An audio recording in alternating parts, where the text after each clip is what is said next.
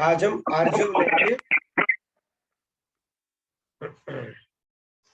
कल क्षमा समाप्त हुआ, आज से आर्जव चालू होगा। आर्जव बोल। क्षमा के बाद ब्रह्म ज्ञान का पांचवा साधन है आर्जव। आर्जव यानी सरलता। जैसा मन में है वैसा ही बोलना, और जैसा बोल रहे हैं उसी प्रकार से आचरण में उतारना, उसी को कहते हैं आर्जव। सरल व्याख्या, जो मन में है वही बाहर बोलना। मन में गुस्सा है तो बाहर गुस्सा करके कर दो कि तुम अच्छे नहीं लगते हो, तुम अच्छा काम नहीं करते हो, डांट लो। मन में जैसा है वैसा कर लो। बाहर से मीठा मीठा बोलना, अंदर से कुछ और रखना, ये नहीं। जैसा मन में है वैसा ही बोलना, और जो बोल रहे हैं वही आचरण में उतार। जो भी बोले तो वो आचरण में उतार के बोलना, उसको कहते आर्जव। बातें बड़ी बड़ी करते फिर आचरण में कुछ नहीं आता है, वो भी नहीं होना चाहिए। जैसा मन में है वैसा बोलना, और जो बोल रहे हैं वही आचरण में रहना, उसको कहते सरलता, उसको है आर्जव। देखो भगवान ने एक एक जो गुण दिए हैं, कितने बढ़िया गुण है। अगर जीवन में इतने गुण हम लोगों के अंदर पूरी तरह से समाहित हो जाए तो बाद में क्या बाकी रहेगा? कुछ भी नहीं। बराबर है ना। परमात्मा प्राप्ति में यही तो हमारे बीच में ना प्रबंध, जिसको कहते हैं प्रबंधक। भगवान के बीच में जो हमें रोक रहा है परमात्मा की, जिससे हमें प्राप्ति नहीं हो रही है, वो बंधन क्या है? वो यही है बंधन। जो इसकी पूरी तरह हमारे जीवन में ये सदाचार नहीं उतरा, इसको कहते हैं सदाचार, आचार, सद आचार। ये 20 प्रकार के जो सद आचार है, वो 20 प्रकार के आचार हमें ईश्वर प्राप्ति में मदद करवाते हैं।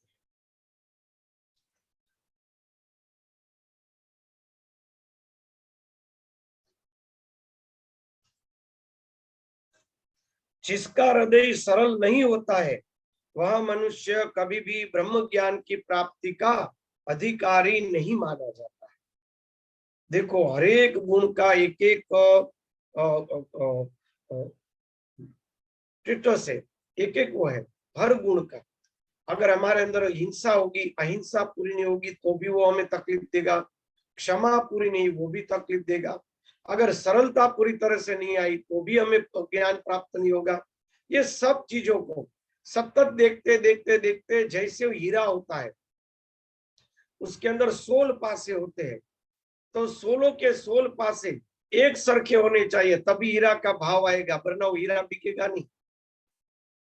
पासा कहते हैं ना, ऐसे जो हीरा होता है तो हीरे की हर जगह एक एक एक एक एक, एक पासे होते हैं, तो घिसा हुआ एक एक।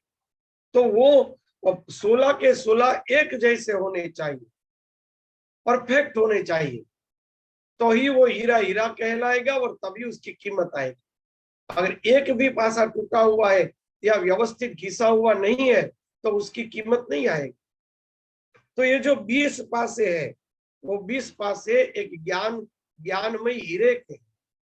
हमें एक ज्ञानमय, एक भक्तिमय हीरा बनना है तो हमारे अंदर ये 16 पासे परफेक्ट हो जाने चाहिए। हमें अपने जीवन को उस तरह से घिस घिस के, और जो भाग हमारा पूरी तरह से व्यवस्थित नहीं है उसको घिस के एकदम बढ़िया से बनाना है। घिसना यानी अभ्यास। ये 20 प्रकार के पास से व्यवस्थित हो गए तो हमारी कीमत भगवान के पास हो जाए।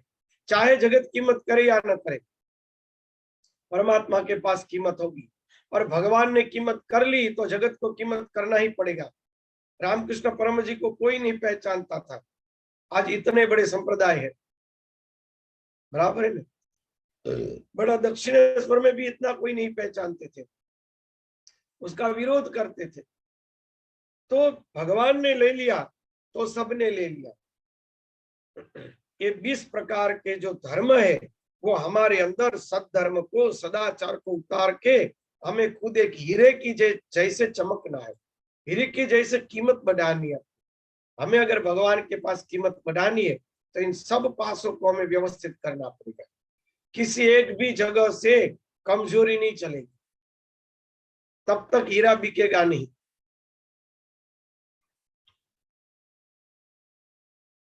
सोड़ वल्ले का जब तक सोना नहीं होता तब तक उस सोने की कीमत पूरी नहीं आती है। सोड़ वल्लू जो सोना होता है, तो सोड़ वल्लू सोना बनाने के लिए क्या करते हैं, सोने को सतत जलाते रहते, सतत जलाते रहते, जलाते जलाते और धातु जल जाती है, अंत में केवल सोना रहता है। वो धुलिया कहते हैं। जो सोने की बाजार होती है ना, उसमें वो कचरा इकट्ठा करते रहते, धुलिया उसको कहते हैं हमारे यहाँ। तो धुलिया वो कचरा लेकर जाते हैं, फिर उन सब कचरे को डालते एसिड में, एक्वारिजिया नाम का एसिड आता है, उसमें डाल देते। फिर वो सब जितनी धातु है ना, वो उसके अंदर घुल जाएगी, सोने सहित सब धातु, कचरा पड़ा रहेगा। फिर वो 2-3-4 दिन तक हिलाते रहेंगे, सब कचरा शांत हो जाए, फिर ऊपर ऊपर से पूरा एसिड ले लेंगे। उस एसिड में से धातु अलग निकालेंगे, तो उस सोने के साथ दूसरी भी कई बार थोड़ी थोड़ी धातु आ जाती है। फिर वो क्या करेंगे, एक कुल्हड़ी में लेकर उसमें सोना रख के उसके ऊपर रख देंगे गन, सुबह से शाम तक उसको पिघलाते रहेंगे। गैस की गन, अग्नि की गन रख देंगे और सुबह के शाम स्टैंड करके रख देंगे। एक दिन तक पूरे उसको पिघला हुआ रखेंगे, 12-15 घंटे तक। उसमें कोई भी दूसरी धातु होगी तो जल के भस्म हो जाएगी। फिर वो 100 वल्ला सोना हो जाएगा, 16।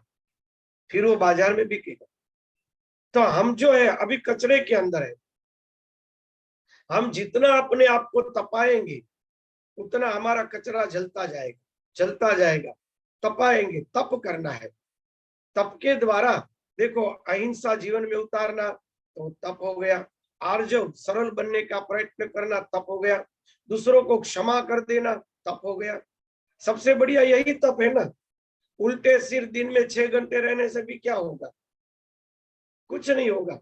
सही तो तप ये है, बराबर, सच्चा ही तप यही है ना, यही तपस्या है। और इसमें जितना हम तपेंगे उतना 16 वल्ले का सोना हो जाएगा, पूरे सुवर्ण की तरह चमक उठेंगे, एक हीरे की तरह कीमती बन जाएंगे। ये भगवान ने उसलिए 20 प्रकार के हमारे धर्म कहे।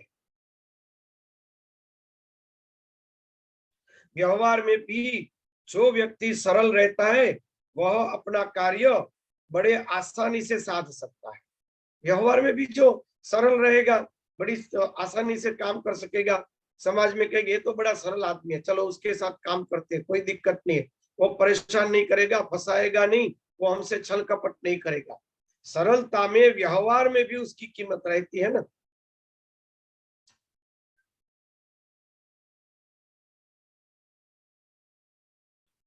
जिसका वक्र स्वभाव है वह कभी भी परमार्थ के साधन प्राप्त नहीं कर सकते, साध नहीं सकते। परमार्थ यानी परमात्मा, वक्र गति वाले कभी भी परमात्मा की प्राप्ति नहीं कर सकते।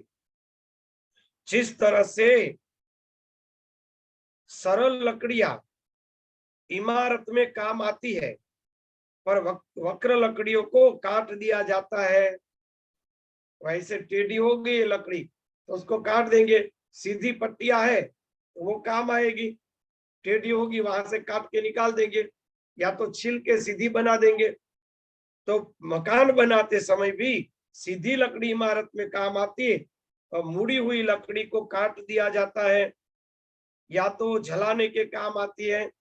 वो मुड़ी हुई लकड़ियों के टुकड़े टुकड़े इकट्ठे करके बोरी भर के रखेंगे, वो जलाने वाले ले जाएंगे।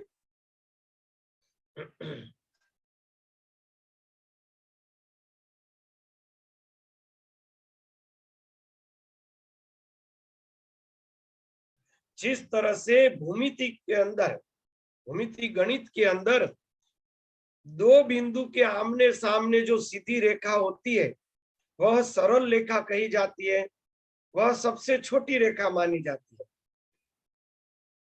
उसी तरह मोक्ष मार्ग के लिए सरलता ही सबसे संक्षिप्त मार्ग है, सबसे टूका सरल मार्ग है। सरलता ला दो, जीवन में सरलता ला दो, परमात्मा तुरंत प्राप्त हो जाएगा। मनुष्य के मन में जितनी वक्रता उतने ही व्यवहार और परमार्थ के अंदर विलंब प्राप्त होता है।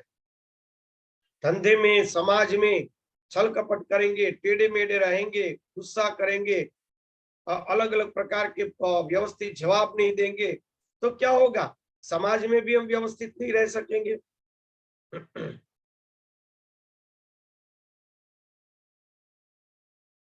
हमारा हृदय कुछ कह रहा है, हमारे मन में कुछ भरा है और बाहर कुछ बोल रहे हैं, तो हम ईश्वर के साथ ठगी कर रहे हैं, ईश्वर को ठग रहे हैं।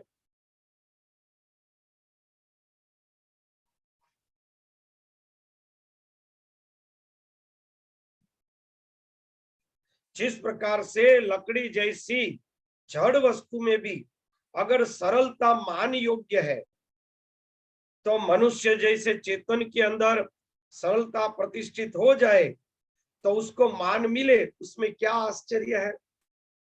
अगर जड़ जैसे लकड़ी जैसी जड़ वस्तु में भी अगर सीधी है तो उपयोग में आएगी, टेढ़ी मेढ़ी है तो काट दी जाएगी। जड़ वस्तु में भी अगर सरलता माननीय रहती है, तो मनुष्य जैसे चेतन के अंदर सरलता आ जाए तो मान मिलेगा ही मिलेगा।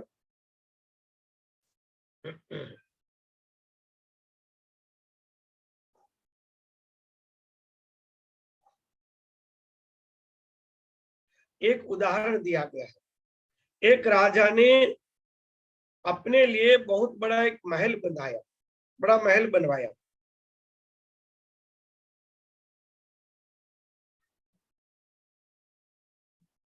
उसको उसके मोभ के लिए, मोभ यानी पहले बीच में डालते थे ना, छत में बीच में लकड़ी, मेन लकड़ी डालते थे, जिसको मोभ कहा जाता है, और दोनों ओर इस तरह से नड़िए की छत रहती थी, तो वो जो बीच में डालते उसको मोभ कहते हैं। तो मोभ के लिए जो लंबी और सरल लकड़ी चाहिए थी, उनको जितना बड़ा लंबा लकड़ी सरल और लंबा चाहिए, उतना सरल और लंबा लकड़ा उसके राज्य में उसको प्राप्त नहीं हो सका।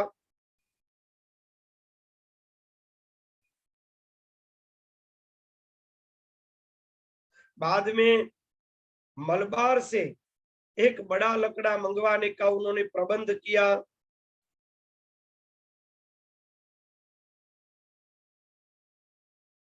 बाद में उसको साग का बिना गांठ वाला और सरल लंबा लकड़ा उसको चाहिए था, ऐसा मिल गया।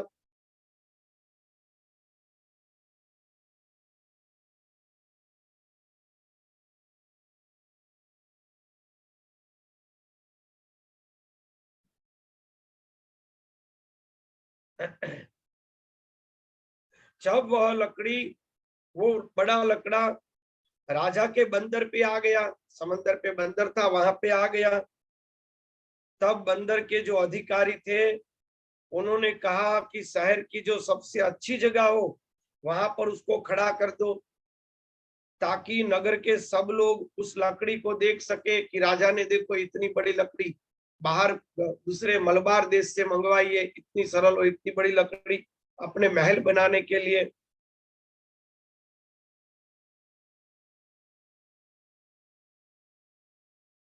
और उसको खड़ी करने के लिए आसपास में दूसरी लकड़ियों के भी टेके रखे जाए, इस प्रकार से उसको खड़ी रखो।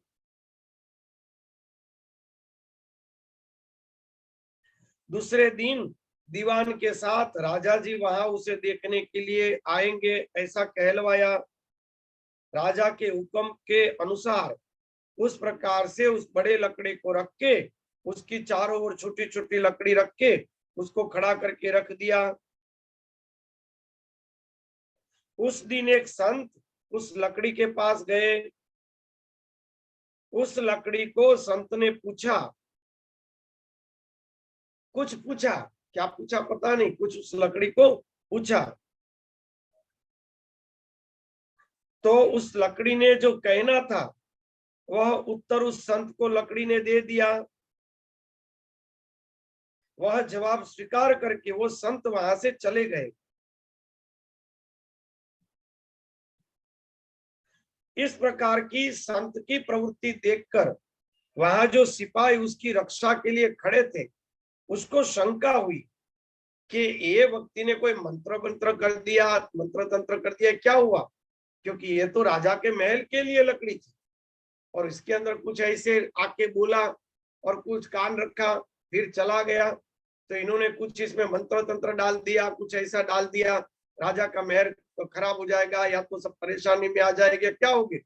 सबको शंका हुई कि संत कुछ लकड़ी से बोले, लकड़ी से कुछ सुना और चल दिए।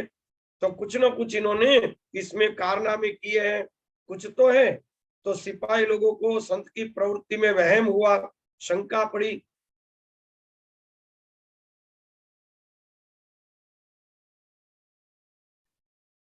तो इस बात की जानकारी हमें राजा को देनी ही चाहिए।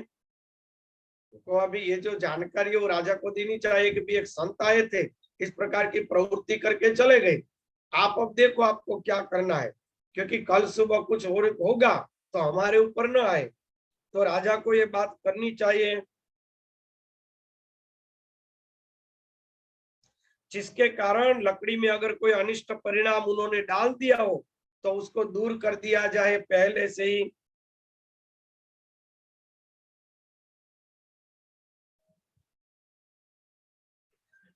बंदर के जो अधिकारी थे उनके द्वारा राजा को इस बात की खबर पहुंचाई गई।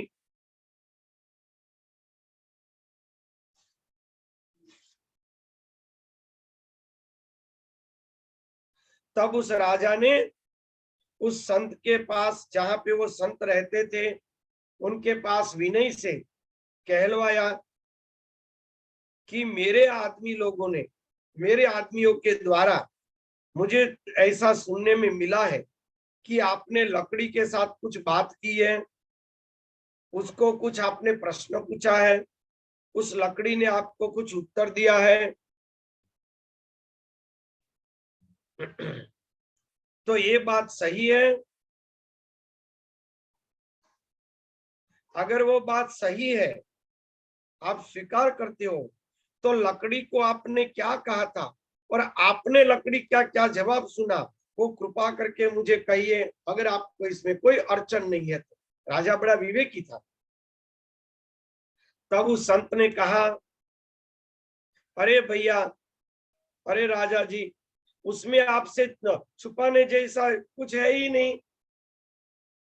मैंने तो उस लकड़ी को पूछा कि तुम तो जड़ हो, फिर भी तुम्हें देखने के लिए राजा आ रहे हैं, कितनी बड़ी बात है। तुम तो जड़ हो, फिर भी तुम्हें देखने के लिए खुद राजा आ रहे हैं, तुम्हें राजा के पास नहीं ले जा रहे, राजा खुद तुम्हारे पास आ रहे, तो सिपाही लोग तुम्हारी चौकी कर रहे हैं, अनेक टेकों के द्वारा तुम्हें खड़ा किया गया, ऐसे कौन से तुमने पुण्य किए हैं, मैंने ये पूछा। तब उन्होंने कहा कि मैं तो शुष्क हूं, मैं सूखा हुआ हूं, चेतन विहीन हूं, मेरे में कोई चेतन भी नहीं है, पर मेरे अंदर सरलता है, मेरी सरलता के कारण सर्व मुझे देखने के लिए आते हैं। अगर जड़ होने के बावजूद भी सरलता में इतना मान प्राप्त होता है, तो मनुष्य जैसे चेतन वाले स्वभाव में अगर सरलता प्राप्त हो जाए तो उसको मान क्यों नहीं मिलेगा। बस मेरी और लकड़ी के साथ इतनी ही बात हुई, कितनी बड़ी बात है। राजा ने अपनी, उनकी यह बात बहुत ही अच्छी लगी, संत को वंदन किया और वहां से राजा ने विदाई ली। संत सर्वदा सरल हृदय के होते हैं और वह सदा आने वाले व्यक्तियों के साथ सीधा ही वर्तन और सीधी ही बातचीत करते हैं। जो वक्र हृदय वाले होते हैं वह अज्ञानता के कारण उसमें वक्र का आरोप लेते हैं।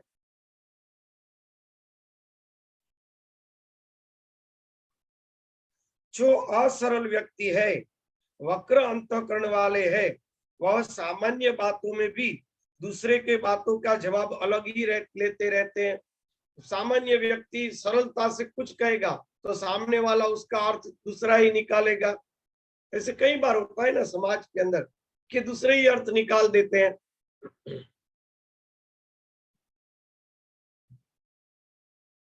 जिस तरह से कि कोई सज्जन ने वक्र अंतःकरण वाले को पूछा कि भाई बैठे हो, तब वो उत्तर देगा, क्या तुम्हारी आंख फूट गई है, देख नहीं रहे हो बैठा हूं मैं? अब तुम्हें बैठा भी अच्छा नहीं लगता हूं तो देख खड़ा हो गया।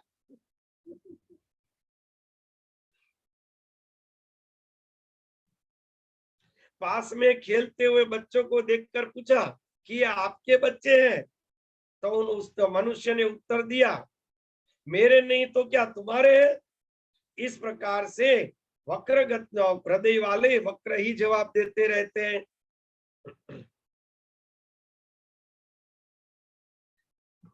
इसी प्रकार से जो भगवान का भक्त है उनको सरलता से वर्तन करना चाहिए।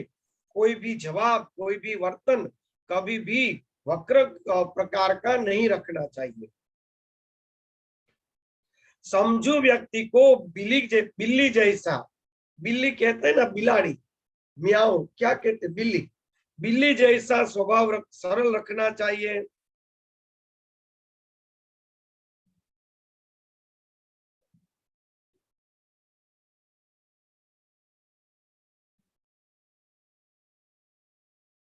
अगर कोई बिल्ली को उठाकर फेंक दे, कहीं भी उठाकर फेंको, इसमें लिखा है, प्रैक्टिकल तो देखना पड़ेगा।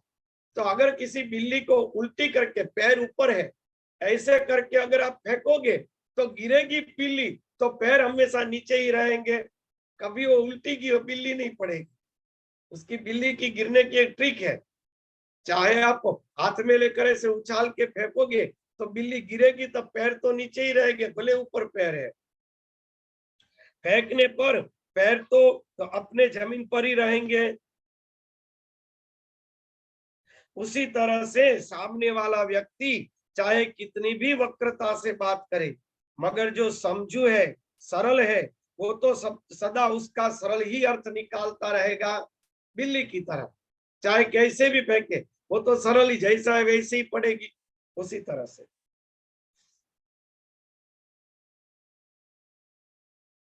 सरल व्यक्ति के मनुष्य को अन्य व्यक्ति अपनी खानगी बात, गुप्त बात भी कह सकता है, परंतु वक्र गति वाले को कभी कोई अपनी गुप्त बात नहीं कहते हैं, क्योंकि उसको उसका क्या अर्थ निकालेगा किसको पता है। पूर्व में किसी ने अपना धन को छुपाया है, वो अपने कंडे रखने की जगह या तो चूल्हे के नीचे या तो पशु के बांधने की तबेले के अंदर उन्होंने धन छुपाया है।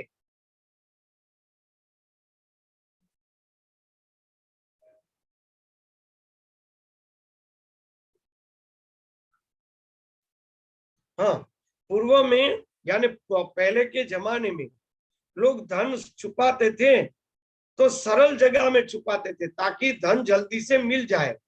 जैसे कि कंडे रखने की जगह तुरंत याद रहेगी, भाई यहाँ कंडे रखते, उसके नीचे ही रखो। ऐसे मैदान में रखा होगा तो कहाँ है वो भूल जाएंगे, एग्जैक्ट जगह नहीं रहेगी, पूरा मैदान खोदना पड़ेगा। फिर चूल्हे के नीचे, चूल्हा एक ही जगह होता है, तो चूल्हे के नीचे, या तो फिर जहाँ पशु आदि बांधते उस नीचे, तो पता रहेगा कि भाई इस जगह पे हम गैया बांधते, वहीं पर धन पड़ा है, वो याद रहेगा। जिस तरह से पहले जमाने में सरल जगह पर ही धन गाड़ते थे, उसी तरह कोई व्यक्ति अपनी गुप्त बात सरल व्यक्ति को ही कहेगा।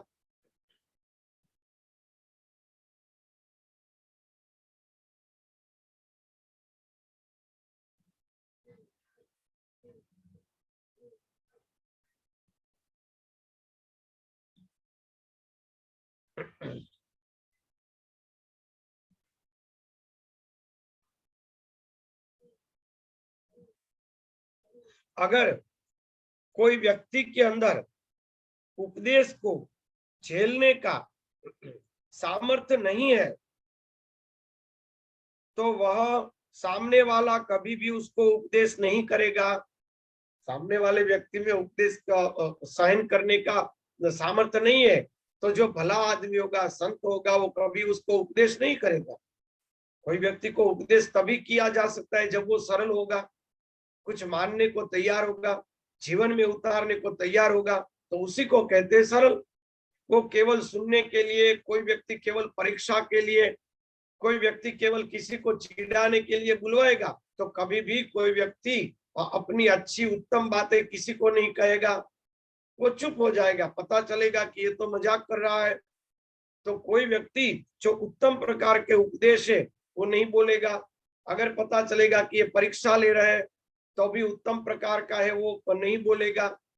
सरल है उसके पास ही अपने उत्तम प्रकार का ज्ञान स्थापित करेगा, अपना उत्तम उपदेश उसको प्रदान करेंगे।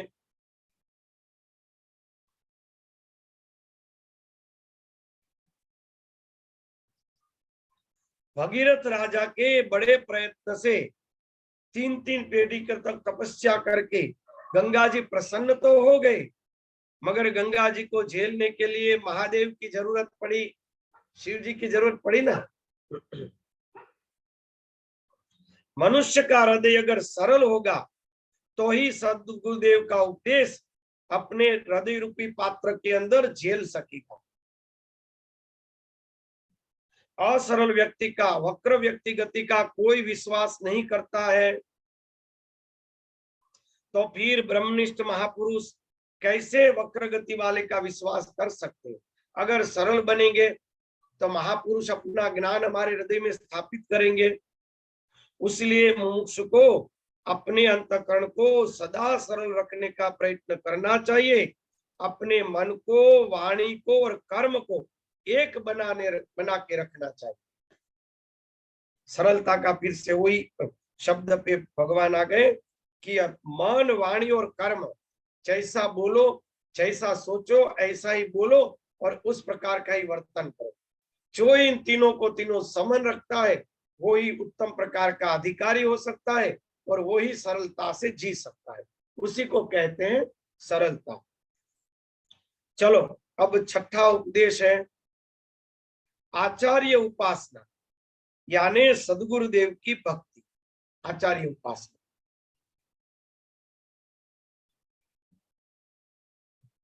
अपने ब्रह्मवेत्ता गुरु की सेवा करना वो आचार्य उपासना कहा जाता है। जिज्ञासी को ब्रह्म ज्ञान के उपदेश के लिए वेदांत शास्त्र आचार्य कहे।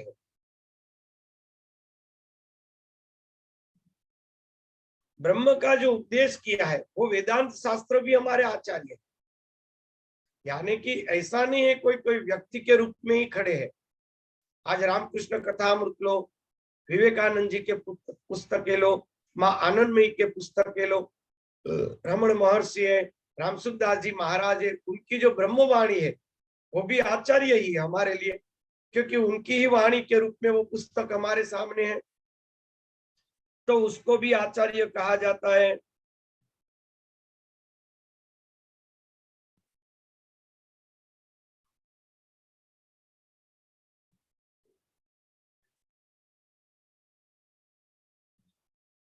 जो द्विज पुत्रों को उपनयन देकर, द्विज किसको कहा जाता है? द्विज के अंदर ब्राह्मण, क्षत्रिय और वैश्य तीनों आते हैं। द्विज का अर्थ ब्राह्मण नहीं है, द्विज यानी जनेऊ जिन्होंने धारण किए वो। द्विज का उपनयन के बाद वेद और वेदों के अंगों का अर्थ सहित जो अध्ययन कराते हैं उस अध्ययन को आचार कहा जाता है, उसको कहते हैं आचार। आचार यानी कि वेद, वेदांग और अर्थ सहित उसको सीखना, उसको कहते आचार। और उसकी स्मृतियों को पढ़ाने वाले उसको कहते आचार्य।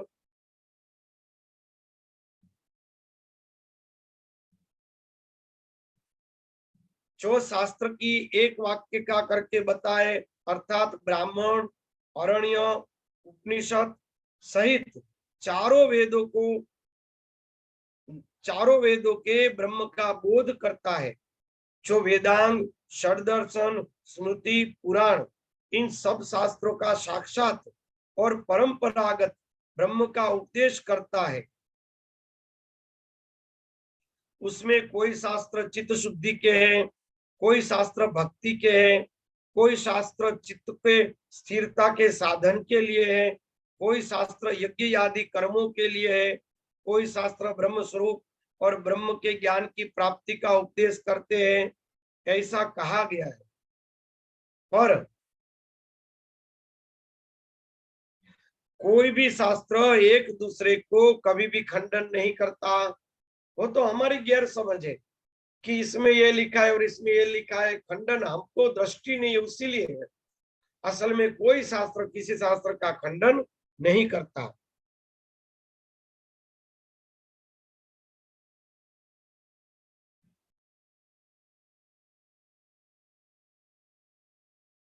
तथा मनुष्य का जिस प्रकार का अधिकार है, जिस प्रकार की योग्यता है, उस प्रकार से उसको उपदेश दिया जाता है। और उपदेश देने वाला जो खुद भी उस प्रकार से अपने जीवन में वर्तन करता है, उसको आचार्य कहा जाता है। इन सब प्रकार के उपदेश को कहते हैं आचार।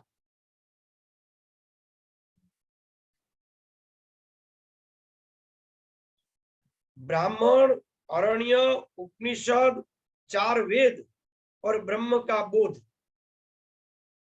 इनको कहते हैं आचार। वेद और वेदों का अंग सहित जो हम सीखते हैं उसको आचार कहते हैं। हम नहीं कहते इसके जीवन में कोई आचार जैसा ही नहीं दिखता है। आचार यानी शास्त्रों का अध्ययन, आचार। और शास्त्रों का अध्ययन जो कराता है, कराने वाला है, वो शास्त्रों को अपने जीवन में उतार के जब वो अध्ययन दूसरे को कराएगा तो उसको कहा जाता है आचार्य।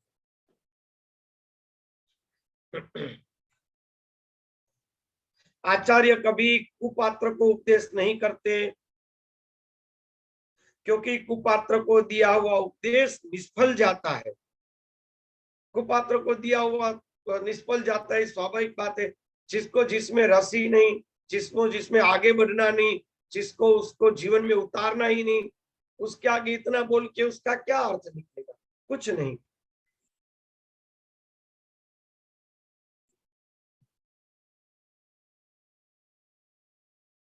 परंतु उपदेश करनार को वो हानिकारक होता है। उसके लिए बड़ा अच्छा एक उदाहरण दिया है।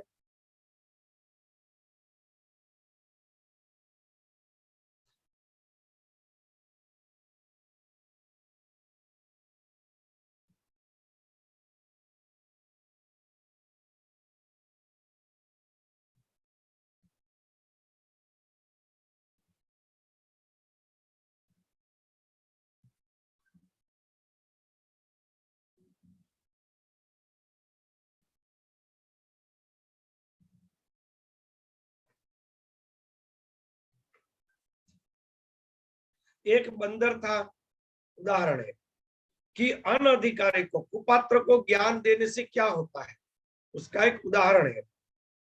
एक बार एक बंदर बारिश में भीग गया था और ठंड का मारा बहुत ही ध्रुज रहा था, कांप रहा था।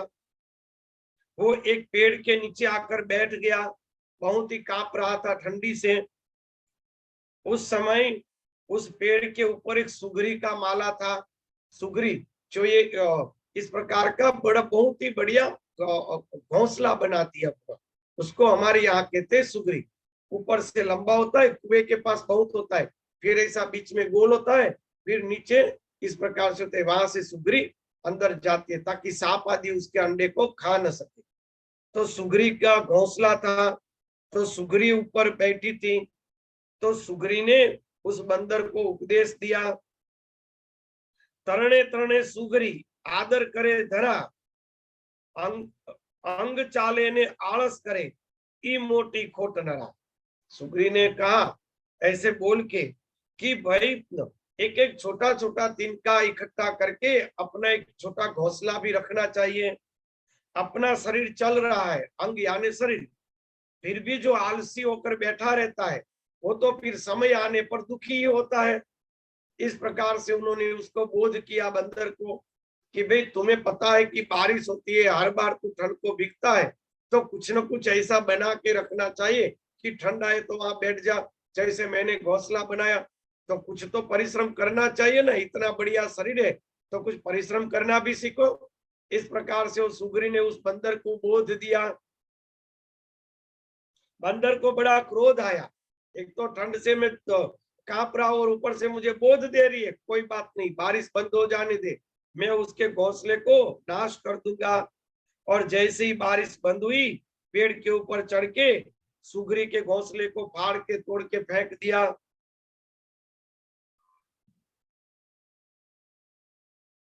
उसी प्रकार से उपदेश मनुष्य की योग्यता देख के ही दिया जाता है, वरना व्यक्ति को उपदेश अगर दिया जाए तो उल्टा हमें ही परेशान कर देगा। हर जगह उपदेश दिया नहीं जाता है, कई जगह मौन भी रहना पड़ता है कि इसको उपदेश देकर क्या करेंगे, उल्टा हमें परेशान करेगा। तो ऐसे कुपात्र के आगे कभी उपदेश नहीं देना चाहिए।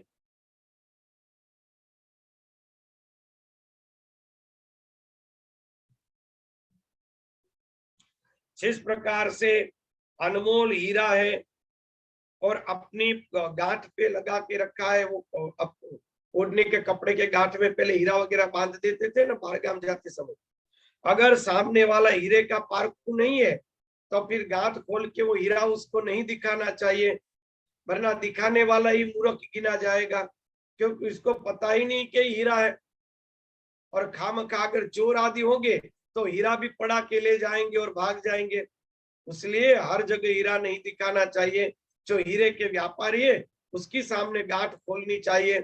उसी तरह से जो अंतःकरण में शास्त्रों का ज्ञान का अनुभव किया है, वो आचार्यों को कुपात्र को कभी ज्ञान नहीं देना चाहिए, सदपात्र देखकर ही ज्ञान बोध करना चाहिए।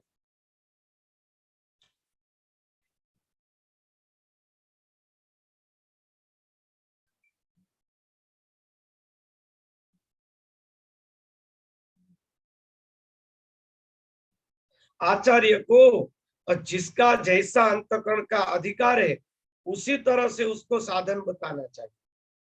कोई भक्ति वाले हैं तो भक्ति का साधन बताओ, कोई ज्ञान मार्ग वाला है तो ज्ञान का साधन बताओ, कोई कर्म वाले अंतःकरण का है तो कर्म का साधन बताओ, कोई व्यक्ति उच्च भाव का है तो उसे ऊंची साधना बताओ, कोई व्यक्ति बेचारे को पता ही नहीं साधना क्या है तो सामान्य उसको साधना बताओ। उसके अंतःकरण की स्थिति देखकर ही उसको बोध देना चाहिए। जिस तरह से साधारण व्यक्ति एक मोती तक को पहचानता नहीं, उसके सामने अगर हीरा बेचने के लिए रख देंगे तो हीरा बेचने वाला मूर्ख माना जाएगा, सामने वाले व्यक्ति का उसमें दोष नहीं गिना जाएगा।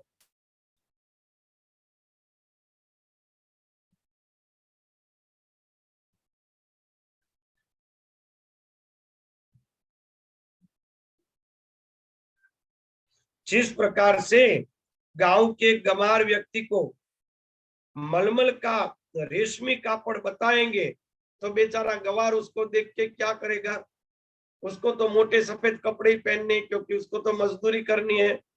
अगर एक राजा को मोटा सुतराव कपड़ा दिखाएंगे तो वो भी किस काम का, राजा तो वो लेने वाला नहीं है, तो व्यापारी की ही भूल गिनी जाएगी। उसी तरह आचार्य को अंतःकरण देखकर ही बोध देना चाहिए।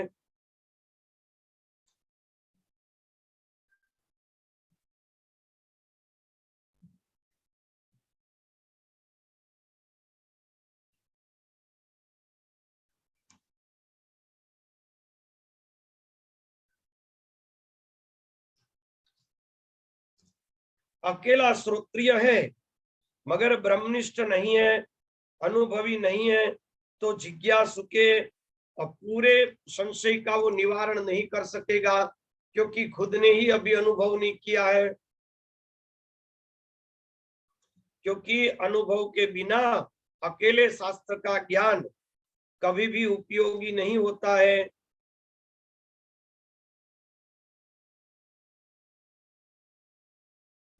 जिस तरह से कागज के नक्शे में अगर राजकोट देख लिया तो सूरत से निकल पड़ेंगे, तो राजकोट वो कागज के नक्शे के ऊपर से नहीं पहुंच सकेंगे। उसी प्रकार से केवल अनुभव के बिना का पढ़ा हुआ ज्ञान कभी काम का नहीं है।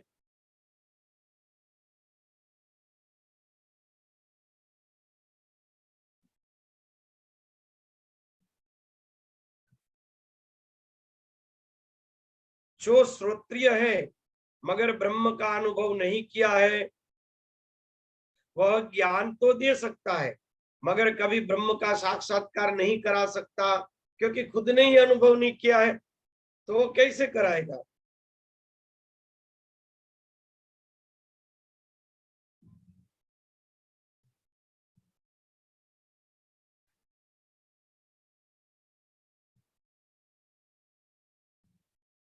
उसके बारे में एक उदाहरण है।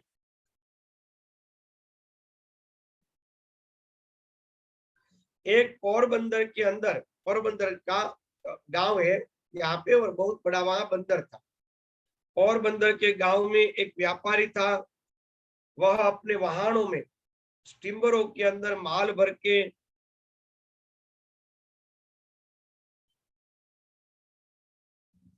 छावा नाम की जगह पे गया।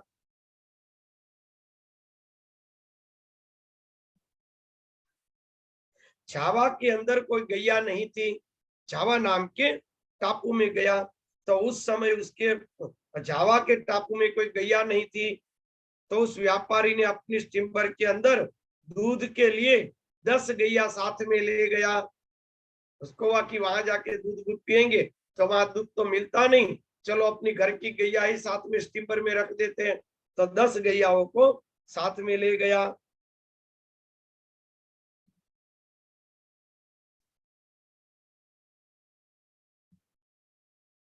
उस व्यापारी की जावा के अंदर, राजधानी के अंदर बड़ी दुकान थी। वो व्यापारी वहां का बड़ा नामचीन था। उनको बंदर के ऊपर बड़ा अच्छा मान मिला।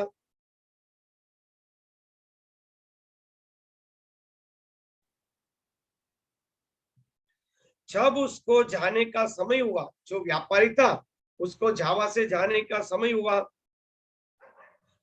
तो विदाई लेते समय उन्होंने अगले दिन वहां के राजा को अपने घर खाने के लिए निमंत्रण दिया। अपने घर खाने के लिए सब पदार्थों के साथ दूध पाक बनाया, दूध की खीर बनाई उन्होंने। राजा ने खाते समय पूछा कि अरे सेठ, ये पदार्थ तो सब खाए हैं, मगर ये सफेद रंग का कौन सा दिव्य पदार्थ है। सेठ ने कहा उसको दूध पाक कहते हैं, खीर कहते हैं। राजा ने कहा आप ये दूध पाक किसमें से बनाते हो। सेठ ने कहा मेरे पास गैया है, उसके दूध में से मैं दूध पाक बनाता हूँ। सेठ ने कहा हमें गैया बेच दो, उनके जितने मोल होते हो पैसे ले लो, वो खजाने में से मैं तुम्हें दे दूंगा।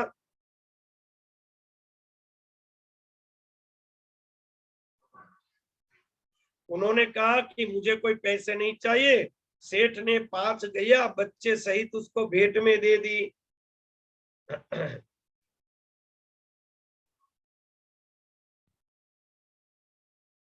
फिर राजा ने पूछा कि भी ये दूध पाक कैसे बनता है।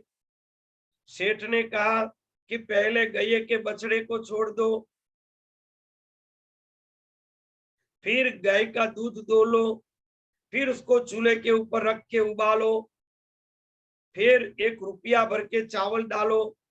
पश्चात में चावल पक जाए तो 1 सेर जितनी खांड डाल दो, शक्कर डाल दो, थोड़ी इलायची डालो, बादाम डालो, जायफल डालो। इस प्रकार से मसाले डाल के दूध पाक तैयार हो जाएगा। राजा को सिखा दिया उन्होंने, सेठ ने।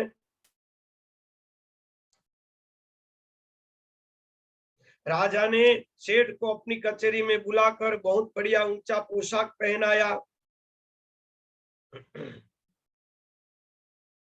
और उसको वहां से भेजने की सब व्यवस्था हो गई। उन्होंने पोरबंदर जाने के लिए अपने जो वाहन थे उसको अंकार दिए, चला दिए। दूसरे दिन सुबह को राजा ने नौकरों को आज्ञा दी कि कल सेठ की तरफ से जो पशु हमें दिए गए हैं उसका दूध पाक बनाया जाए। अब तो न धोना आता था न कुछ आता था।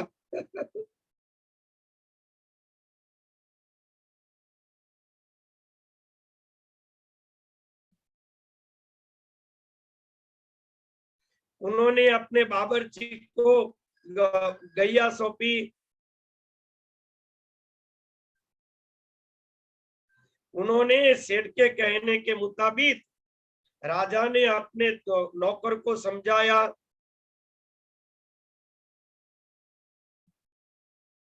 और नौकर को तो दोने की प्रक्रिया आती ही नहीं थी।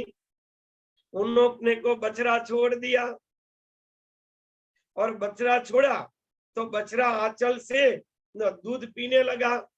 जैसे ही दूध पीना चालू किया तो गैया ने अपनी पूंछ उठाकर पेशाब निकालना चालू कर दिया।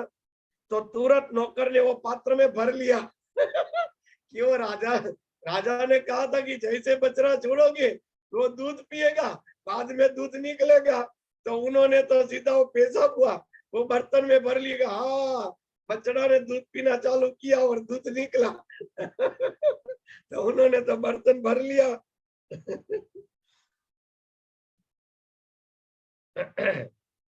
नौकर ने दूध समझकर गौमूत्र का पात्र भरा और बावर्ची को सौंप दिया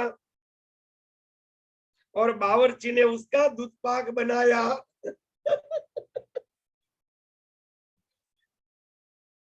उन्होंने राजा ने जो जो चीजें कही थी सब डाली, विधिवत बना लिया। मगर गौमूत्र तो क्षार वाला होता है, चावल चढ़े ही नहीं, कच्चे ही पड़े रहे। दूध पाक तैयार हो गया। बावर्ची ने राजे को खाने के लिए परोसा। राजा ने भोजन किया। एक चम्मच मुंह में डाला। ओ बाप रे, ऐसा स्वाद, ये कौन सा? राजा को हुआ कि सेठ ने मुझे दगा किया है। वो कुछ और दे के चला गया। फिर उन्होंने बंदर पे तपास की और सेठ को वापस बुलाने की आज्ञा दे दी। अभी वहां थोड़े ही दूर गए थे, स्टीमर थोड़ी ही दूर गई थी।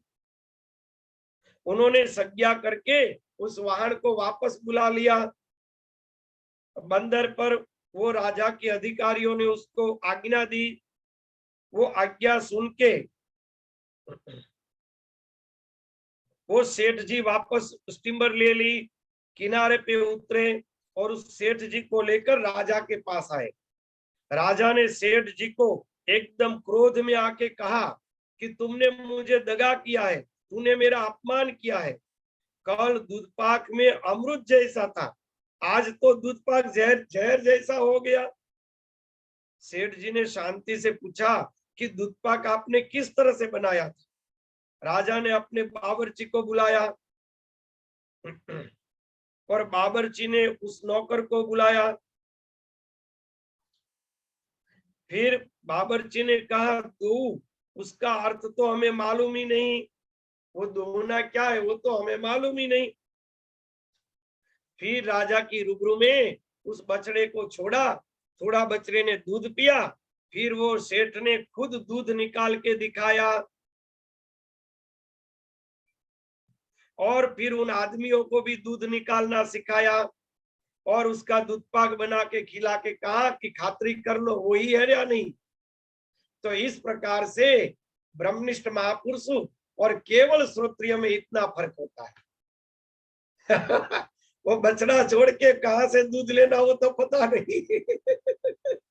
गौमूत्र का ही बना लेंगे दूध पाक। इसीलिए अनुभवी के पास ही ज्ञान प्राप्त करे वही श्रेष्ठ रहता है। बढ़िया उदाहरण है। इस प्रकार से एक भूल के पीछे दूसरी भूल और दूसरी भूल के पीछे तीसरी भूल।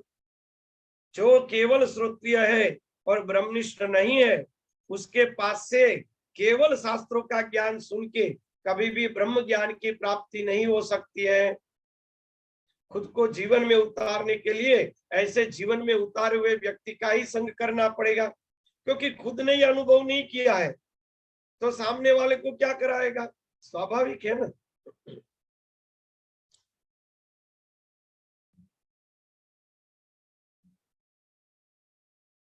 अगर उन्होंने श्रोत्रिय है पर ब्रह्मनिष्ठ नहीं है तो शास्त्रों में जो शब्द है उनका जिस प्रकार से अर्थ निकालना चाहिए वो खुद ही नहीं समझ पाएगा और उसका अनर्थ हो जाएगा।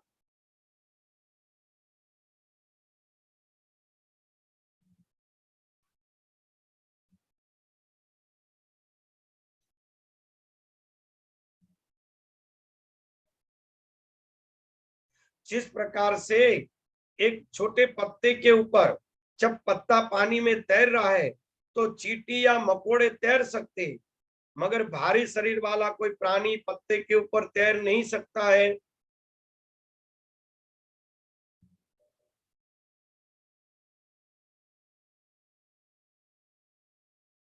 उसी प्रकार से ज्ञान के द्वारा खुद अपना कार्य कर सकता है, अपना कल्याण कर सकता है, मगर वो बोध अगर दूसरे को देने जाएगा तो खुद भी डूबेगा और दूसरे को भी डुबाएगा।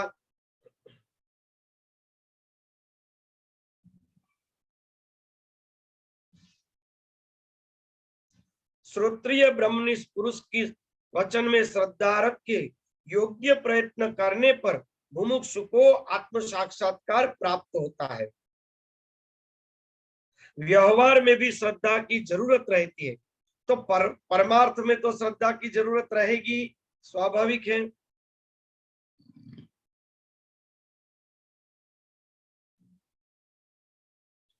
श्रद्धावान व्यक्ति का व्यवहार में कैसी निष्ठा होती है उसका एक उदाहरण है। उदाहरण बहुत लंबा है, चलो ले लेते। दादा गुरुदेव जी ने एक एक बात तो उदाहरणों से सतत समझाते रहते थे, उसके हर पुस्तक उस प्रकार से, ताकि दृढ़ता आ जाए जीवन में, वो सिद्धांत हमारे मन में बैठ जाए कि वो क्या कहना चाहती।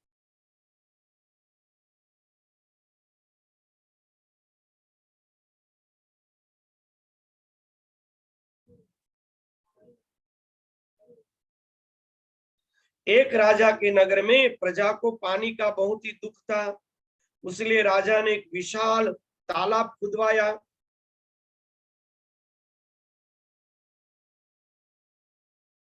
पर कोई यक्ष की अकृपा के कारण उसमें पानी नहीं निकला। राजा ने बहुत प्रयत्न किया पर उसमें कोई सफलता नहीं मिली। राजा उदासीन हो गया। एक बार राजा और दीवान वन में घूमने के लिए गए। राजा वापस आ रहा था, उस समय बहुत थक गए थे। उस तालाब के पास एक पेड़ के नीचे वो सो गए, नींद आ गई और दीवान उसके पास बैठा था। झाड़ के ऊपर दो पक्षी थे, पेड़ के ऊपर दो पक्षी थे, दीवान जहाँ पे बैठे थे राजा और दीवान, उसके ऊपर दो पक्षी थे। वो दोनों पक्षी बात कर रहे थे। दीवान को पक्षियों की भाषा समझ में आती थी, राजा सो गया था।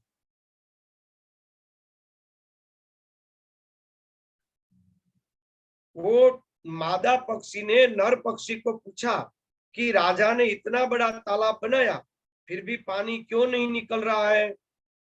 तब नर पक्षी ने कहा कि अमुक यक्ष इस राजा के ऊपर कोपायमान है, वह क्रूर दृष्टि लेकर तालाब में पानी नहीं निकल रहा है।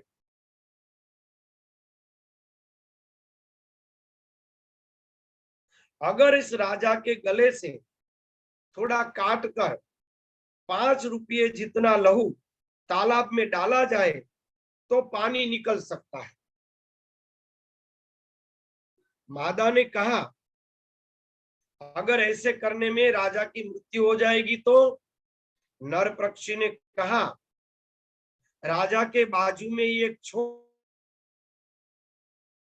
है, उसके पत्तों का रस निकाल के राजा के गले के ऊपर लगाया जाएगा तो वो तुरंत ही घाव रूज हो जाएगा, अच्छा हो जाएगा और राजा फिर से जिंदा हो जाएगा। पक्षी की भाषा जानने वाले दीवान ने कहा, दीवान ने सोचा कि ये अखतरा करके तो देखना चाहिए।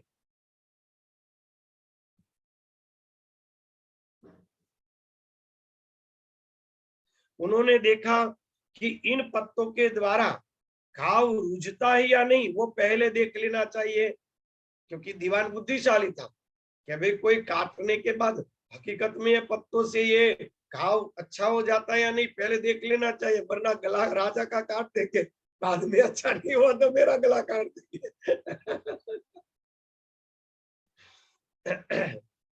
उन्होंने तलवार से अपनी उंगली काट दी और उस घाव के ऊपर छोड़ के पत्ते लगाए, तो उंगली पहले थी वैसी हो गई।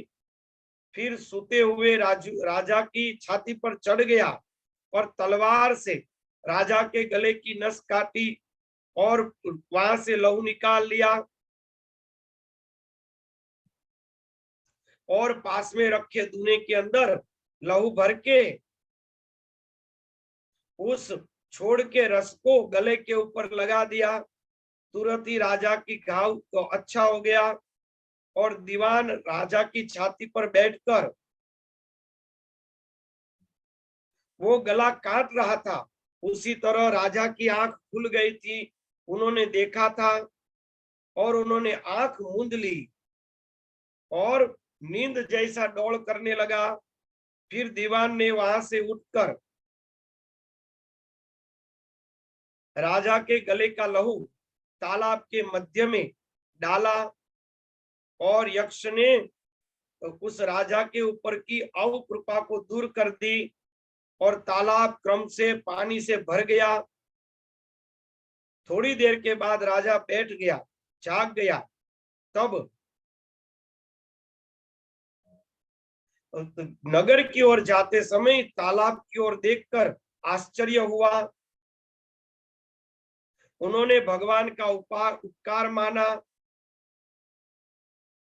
कि वाह, मेरा तालाब पानी से भर गया है, परंतु वह दीवान को पूछा नहीं।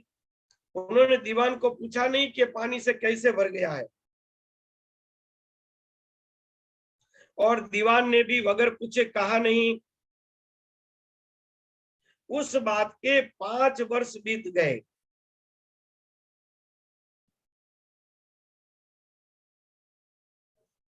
पांच वर्ष के बाद दीवान को हुआ कि महाराजा ने मुझे गला काटते हुए देख तो लिया था, क्योंकि आंखें खोलकर उन्होंने बंद कर दी थी।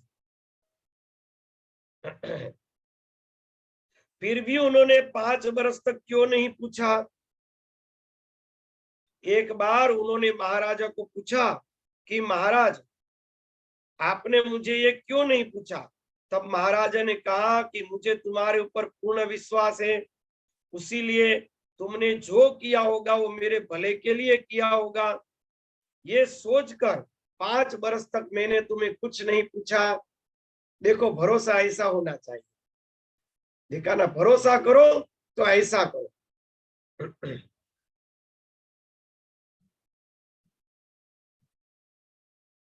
फिर दीवान ने उस बात का खुलासा किया। सब सुनकर राजा बड़ा ही प्रसन्न हो गया। इस प्रकार से जिसके अंतःकरण में अपने आचार्य के वचनों प्रति पूर्ण विश्वास होगा, लगार भी अंतःकरण में अश्रद्धा नहीं होगी, वह ही शास्त्रों का ज्ञान का पूर्ण लाभ प्राप्त कर सकेगा।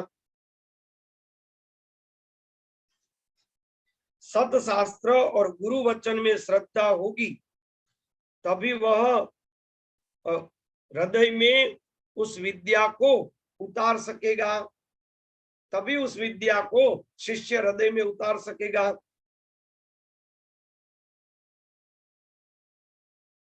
केवल श्रद्धा के साथ सेवा करने की भी वृत्ति होनी चाहिए।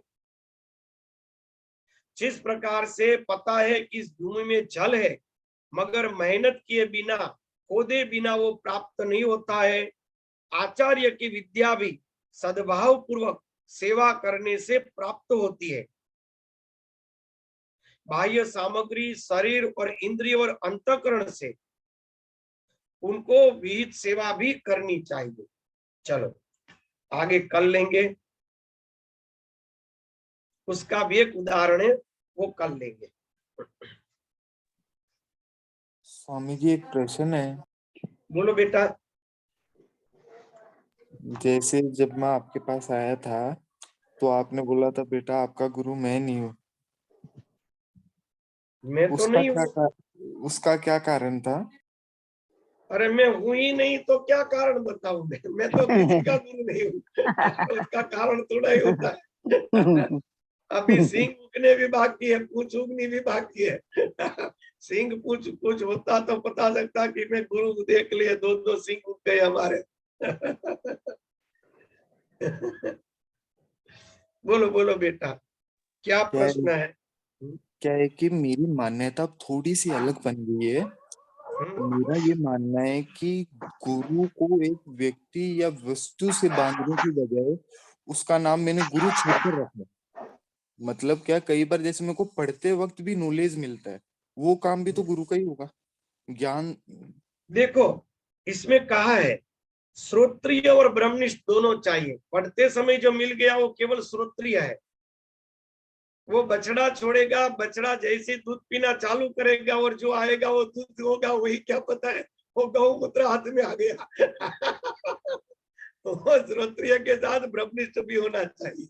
अनुभव भी काम करता है। केवल पुस्तक से ज्ञान मिल गया तो उनसे ब्रह्म ज्ञान नहीं होता है बेटा। जी हाँ स्वामी। जरूर, जैसे कि रामकृष्ण परमहंस जी को आप गुरु मानो, रामकृष्ण परमहंस जी के पुस्तकों का अध्ययन करो और नित्य आप ध्यान करो कि परमहंस जी की शक्ति की चेतना मेरे अंदर प्रस्थापित हो रही, उसके शरणागत हो।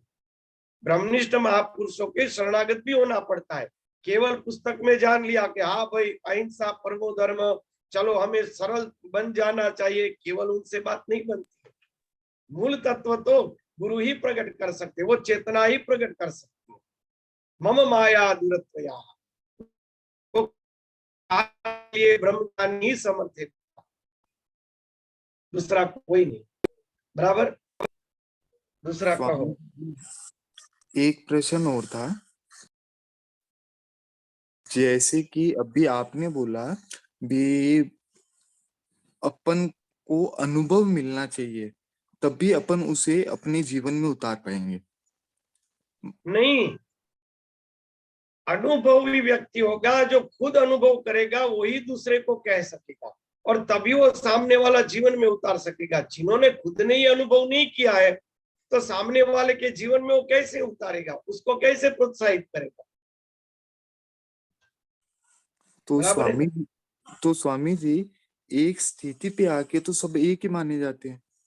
मतलब एक स्थिति पे आके तो मेरे में और आप में कोई अंतर नहीं। कोई उस अंतर नहीं हिसाब है। से उस हिसाब से तो सभी मेरे गुरु हुए। मतलब क्या, भी आप भी मैं ही हूँ और आप मेरे को उतना ही बताओगे जो मेरे लिए काफी होगा। क्या ये सही है? पर सुनो बेटा, महापुरुषों को गुरु मानो, क्योंकि हमारी कोई ऐसी स्थिति ही नहीं है। मैं तो सत्य बता रहा हूँ ना, मैं दम कर ही नहीं रहा हूँ। मुझे सत्य बनना चाहिए, मेरा कर्तव्य है। मैं एक साधु, मैं तुमसे झूठ बोलकर क्या करूंगा? मेरे अंदर कोई ऐसी स्थिति नहीं है कि मैं अपने आप को कभी गुरु बना सकूं। अगर ऐसा हो गया, कुछ सिंह बिंग कुछ हो गया तो बात अलग है, तब देखा जाएगा। अभी तो अभी हम ऐसी स्थिति में है कि अपने आप को कभी गुरु बना ही नहीं सकते। ऐसी स्थिति में हम क्या गुरु बने भैया? अभी हम भी साधना कर रहे हैं, हमें भी अनुभव और दृढ़ करना है और आगे बढ़ना है। किसी का पतन क्यों करें गलत मार्गदर्शन देकर? अभय क्यों दे? मैं खुद अपने आप का अभय नहीं दे सकता हूँ। गुरु बनना है यानी अभय दे देना। गुरु बनना कोई साधारण बात नहीं है बेटा, अभी तुम्हें पता ही नहीं, क्योंकि हमने ऐसे गुरु देखे हैं। अभय मिल जाता है दृष्टि मात्र से, पता ही चल गया कि वो ज्ञान प्राप्त होगा ही, कहा जाएगा। ये जन्म नहीं, उस जन्म में भी उसको सामने खड़ा रहना पड़ता है, जन्मों जन्म तक। माँ ने शरीर छोड़ते समय अगले दिन रात को सब भक्तों को बैठाया और माँ ने कहा कि सब भक्त अंदर से बोलो कि माँ आपको हम आज्ञा देते हैं, मैं शरीर छोड़ना चाहती हूँ। तो सब भक्तों ने कहा कि माँ ऐसे ही थोड़ी हम आपको आज्ञा दे देंगे। माँ ने कहा नहीं, तुम लोगों को आज्ञा देनी पड़ेगी। माँ ने कहा कि तुम लोगों को ज्ञान करवाने के लिए 4 युग से मैं तुम्हारे पीछे पीछे आ रही हूँ, इतने जन्मों से। अभी तुम लोग अभी साधना में और भी आगे नहीं बढ़ रहे हो, मैं क्या करूँ? कब तक तुम लोगों के लिए पृथ्वी पर आती रहूं? मैंने स्पष्ट किया अगले दिन रात को। बहुत माने तकरार की भी, तुम आज्ञा दो आज्ञा दो। अंत में भरत भाई को कहा जो एक भक्त है जो पढ़ते थे उस समय, माँ के पास सत्संग करते थे, ये दीदी के बड़े भैया, उसको कहा भरत तू ही खड़े होकर इन सबकी ओर से बोल जा। फिर भरत भाई खड़े हुए, उन्होंने कहा माँ ये तो नहीं बोल सकता कि आप शरीर छोड़ो, हम आपको रजा दे देते, मगर इतना बोल सकता हूं कि आपको बांधने वाले हम कौन। तो माँ एकदम गंभीर हो गए, क्या वही मैं टेढ़ी हूं ना जो तुम लोगों के प्रेम के कारण बंध के आया करती हूँ। तो ये गुरु तत्व होता है बेटा, गुरु तत्व कोई साधारण नहीं होता है, जो हर कोई गुरु नहीं बनता है। हमने वो गुरु तत्व देखा है, वो बंधन में आ जाते हैं। फिर माँ ने सबसे परमिशन ली तो सबको हुआ कि माँ थोड़े ही ऐसे शरीर छोड़ देंगे। दूसरे ही दिन सुबह को भगवान के सामने बैठकर शरीर छोड़ दिया। सुबह को 8 बजे, रात को 11 बजे भक्तों से डिस्कस किया, और सुबह को 8 बजे माँ ने स्नान किया, भगवान के पास बैठे, और वहीं उन्होंने महासमाधि ले। तो माँ को तो समाधि लग जाती थी 3-3 4-4 दिन, पता ही नहीं चलता माँ समाधि में या क्या है।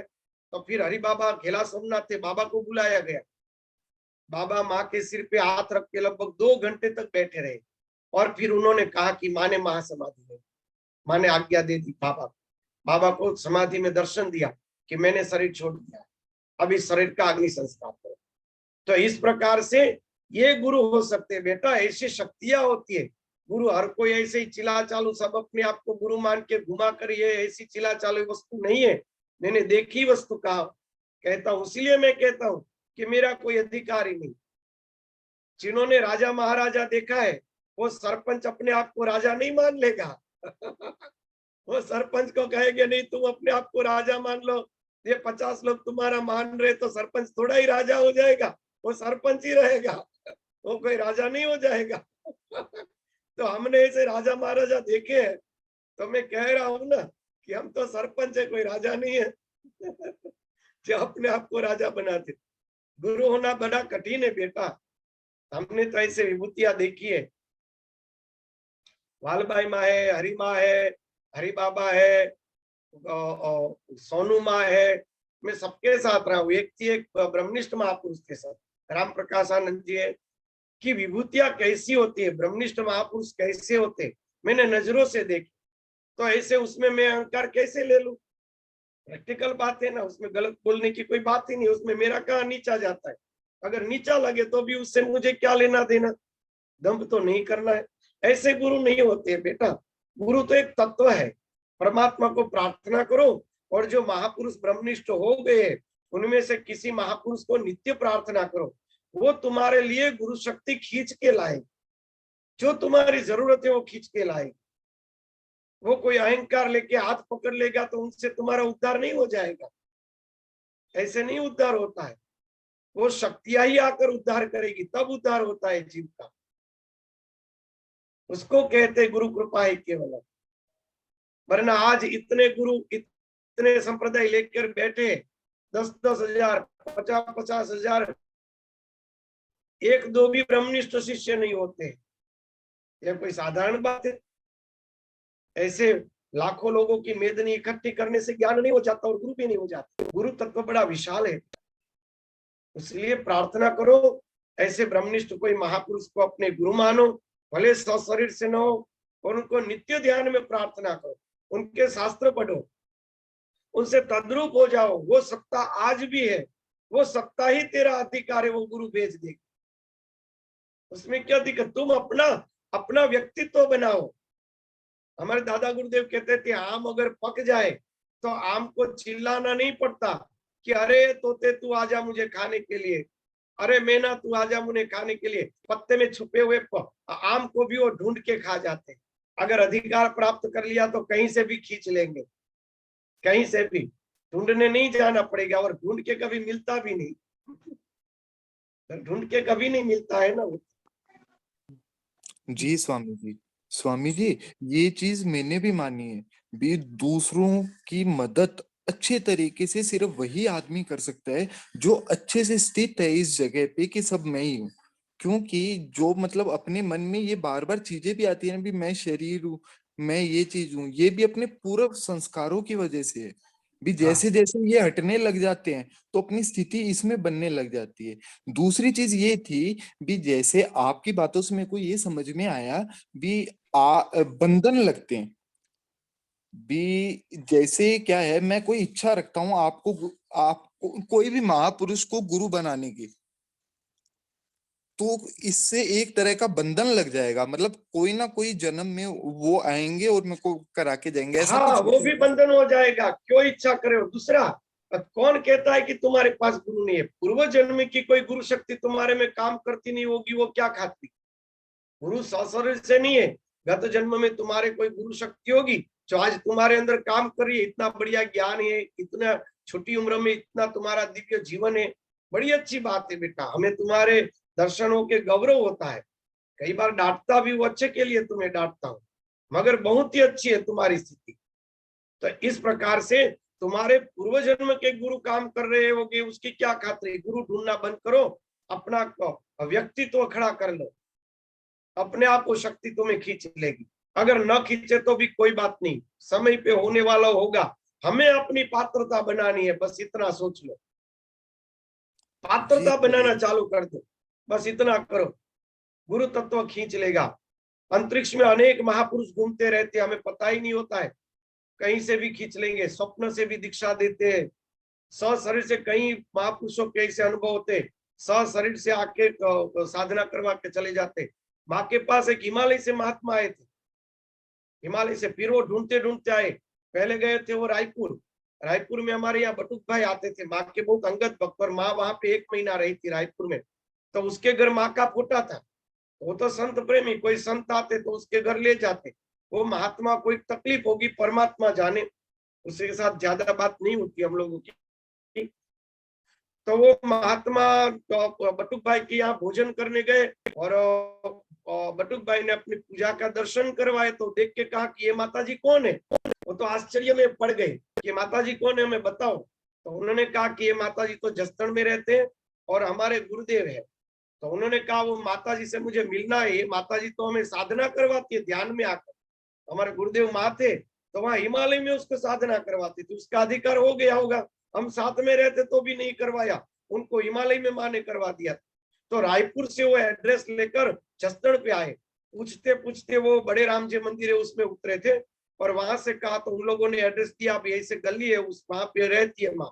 तो उस समय हमारे बाप भाई ब्रह्मचारी है वो और माँ दोनों शाम के 4-5 बजे का टाइम था, गली के अंदर ऐसे माँ चल रही थी। थोड़ा माँ को चलाते थे ताकि माँ का शरीर स्वस्थ रहे, थोड़ा सतत बैठे रहते थे। तो चला रहे थे तो वो दूर से देख के दौड़ के माँ के दंडवत प्रणाम किया, रोने लगे। माँ तो समाधि में चले जाने लगी। तुरंत माँ को संभाल के घर में ले लिया और उस महात्मा को भी घर में ले गए कि भाई आप रो मत, आप भाव में मत आओ, क्योंकि माँ समाधि में चली जाएगी तो फिर बातचीत ही नहीं होगी। फिर उन्होंने कहा कि माँ आप तो मुझे ध्यान में आकर साधना करवाती हो, मैं आपको लेने के लिए आया हूँ। तो माँ ने कहा बेटा मुझे तो 8-10 व्यक्तियों को रखना पड़ता है, तू अकेला तो मुझे कैसे रखेगा। माँ नहीं तो ऐसी माँ जगदम्बा स्वरूप थे, राधा जी की तरह उसके शरीर को रखना पड़ता था, महाभाव में रहती थी। तो उन्होंने माँ ने कहा तू यहाँ रुक जा। 1 सप्ताह तक वो महात्मा रुके, रोज पूरे दिन माँ के पास सत्संग करके रात्रि को वो मंदिर पे सोने जाते।